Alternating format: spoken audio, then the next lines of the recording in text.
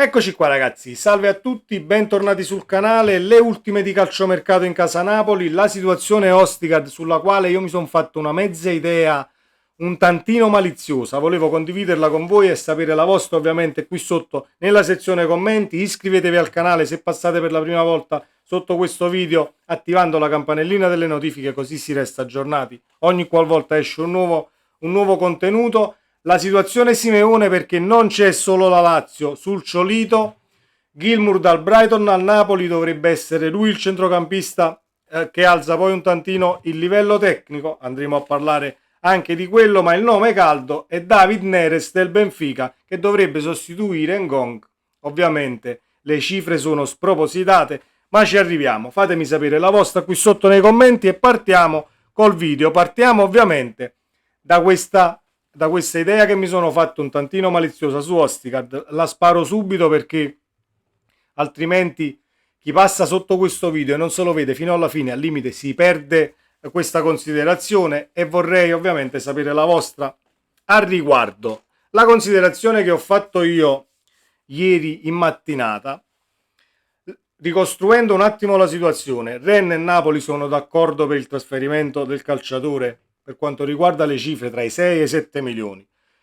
Però continuiamo a leggere che Ostigard non vuole andare ovviamente in quel di Francia, e quindi diciamo che la responsabilità della mancata operazione dovrebbe ricadere sul calciatore. Però questo è quello che sappiamo, o meglio, questo è quello che ci fanno sapere.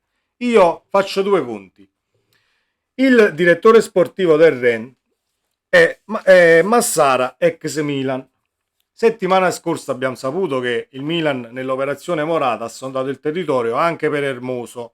Quindi, se vado ad addizionare un paio di cose, faccio Massara ex Milan, sondaggio del territorio del Milan per Hermoso, si ritarda la trattativa Ostigard-Rennes per favorire al limite l'inserimento del Milan.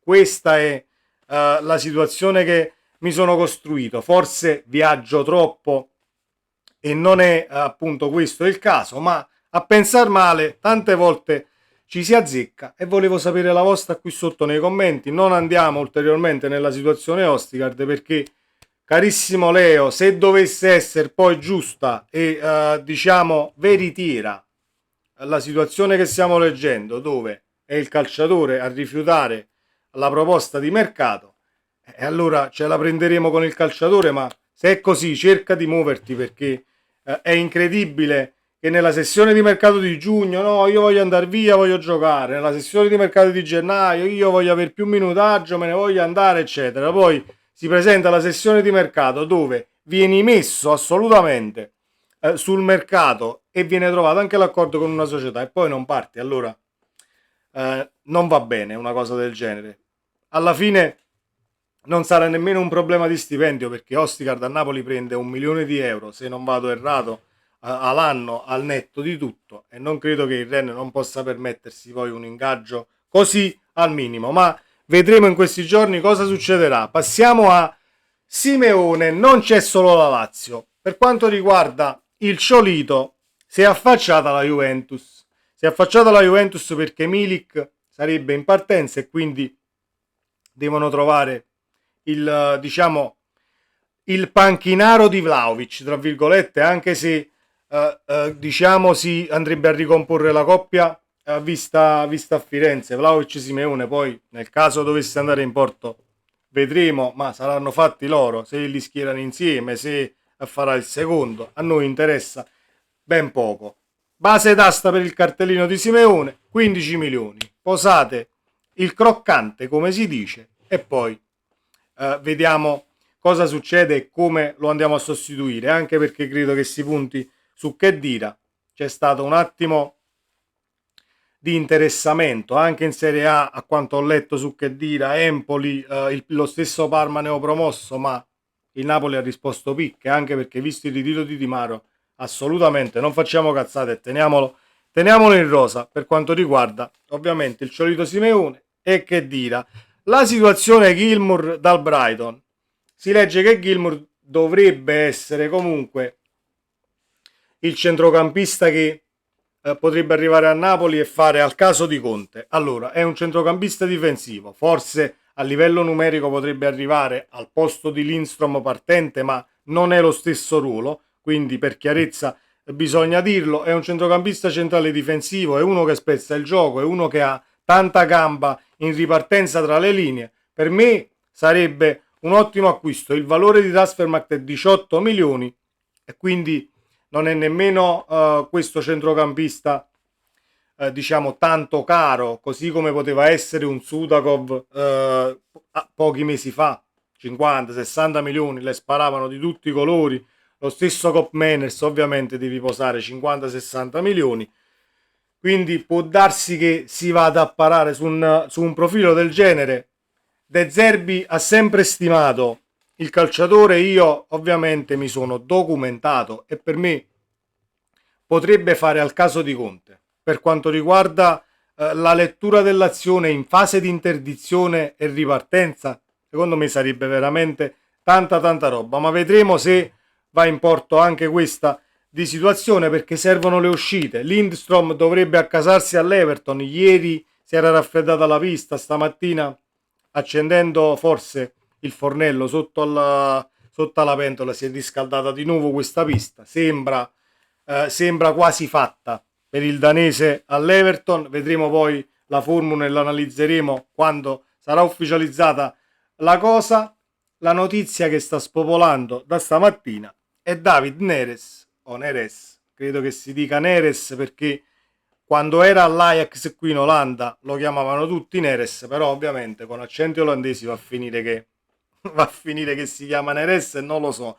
Non c'è nessun accento sul nome, comunque David Neres ala destra offensiva del Benfica dovrebbe, no, non dovrebbe, è la panchina di Di Maria al Benfica. Ecco perché vorrebbe partire, c'è il sì del calciatore, a quanto leggiamo, il valore di Transfermarkt è 25 milioni, ma il Benfica le ultime sono già troppo alte, ha sparato 40 milioni e ci sta tutto sparare questo prezzo, vi spiego anche perché, è sempre il mio pensiero ovviamente, e fatemi sapere cosa ne pensate nei commenti, ma è normale sparare così alto per il semplice fatto che Neres vuole partire perché vuol giocare di più e ha Di Maria davanti, ma Di Maria non ha 5, 6, 7 anni ancora ad alto livello, credo. Poi se Di Maria gioca fino a 60 anni e io non lo so, alziamo le mani e va bene così. Quindi ecco il motivo perché il giocatore cambierebbe area. Noi dobbiamo sempre piazzare Ngong però. Capiamoci. Ovviamente Ngong è stato pagato, se non erro, 18 milioni. Il valore di Transfermarkt di David Neres è 25 milioni. Ma il Benfica, a quanto ho letto, ha sparato molto alto. Non credo che poi un'operazione del genere si chiuda a 40 milioni. Da 25 può lievitare forse a 30 più bonus nel caso veramente Conte punta su un calciatore del genere. C'è il sì appunto dell'atleta, vedremo come andrà a finire. Per quanto riguarda è un ottimo acquisto, sarebbe un ottimo acquisto, assolutamente sì. Io l'ho visto qua l'Ajax l'ha venduto se non erro allo Shakhtar, però devo andare, ma la vado un attimo a ricercare perché non voglio dire baggianate. Allora, ce l'avevo da qualche parte che lo stavo leggendo stamattina. Ah, eccolo qua. L'Ajax l'ha acquistato dal San Paolo per 17 milioni e rotti. Passa allo Shakhtar nel 2022 per 12 milioni e il Benfica lo acquista per 15 milioni. Quindi ci sta il prezzo di mercato a 25 milioni, così come ci sta anche lo sparare alto da subito per poi trovare la quadra. Nelle operazioni di mercato è quasi sempre così. Il calciatore vale 20, io ne sparo 30 e poi si chiude a 25 più bonus, 23 più bonus, eccetera, eccetera, eccetera. Quando si fanno le trattative con ovviamente calciatori che non sono a parametro zero e che hanno contratti in essere con le società. Tanto è vero che il contratto di Neres del Benfica scade il 30 giugno 2027. Non è un calciatore altissimo, ma è secondo me, non voglio dire altamente tecnico, discretamente tecnico come calciatore, ha tantissima gamba, molto rapido, veloce, L'ultima cosa e chiudiamo. Secondo te Gianni è più forte di Ngong? Non lo so. Questa è l'unica cosa che mi rende un tantino titubante e forse scettico. Per il resto direi prendiamolo domani. Però abbiamo preso Hong Kong e non l'abbiamo visto. L'ha visto Conte, lo sta giudicando Conte, l'avrà messo sul mercato Conte. Noi ci fidiamo, però siamo quasi lì, forse un tantino avanti, è il mio punto di vista. David Neres, per quanto riguarda minutaggi ad un livello un tantino più alto, ecco, forse un bagaglio di esperienza maggiore, anche perché il Benfica non è l'ultima arrivata. È vero che il calciatore si è spostato in Portogallo nel 2022, saranno solo 2 anni, ma Gong, ovviamente, noi abbiamo visto l'annata che ha fatto a Verona, forse un tantino prima di Verona, ma deve ancora maturare tantissimo come calciatore, anche se a me è un peperino del quale non farei a meno. Non farei a meno, ovviamente, sempre alzando le mani.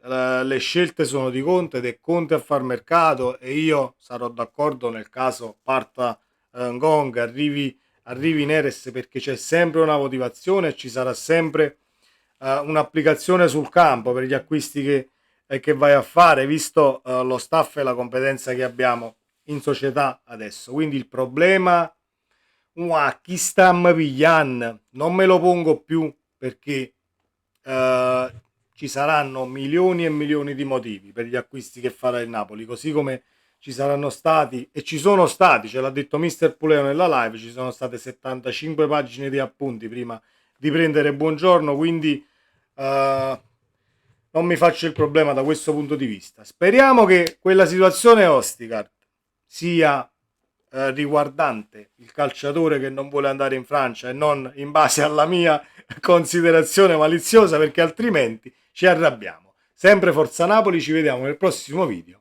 Ciao.